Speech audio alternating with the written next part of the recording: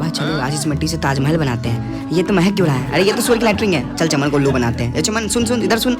हाँ बोल भाई, आ रहा हूँ पप्पू, आ रहा हूँ। आज चल मिलके हम लोग ना ताजमहल बनाते हैं। ठीक बनाते हैं, चल मिला। यार ये महक क्यों रहा है? ये दुर्गंध किधर से आ रही है? ये तो गंदा कौन मर गया? छी ये तो सूर्य का लैटरिंग है। साले हरामी पेटीकोट छाप, तो शर्म नहीं आती? भाई देख कितना अच्छा से घूम रहा है, हमें भी घूमने का मन कर रहा है। चल घूमना है। हो गया चमन, उपाय हो गया, पता है ना तेरे को। हाँ चल। यार मेरे साइकिल की टायर का हवा कहाँ गया ये टायर? अभी तो आई था, कहाँ गए? ओ चिमकांडू, कहाँ लेके भाग रहे हो मेरे टायर को? कहाँ लेके भाग रहे हो? रुको। दोस्तों अगर आप भी मेरी तरह हिंदी भाषा से प्रेम करते हैं तो इस चैनल को सब्सक्राइब और लाइक कीजिए।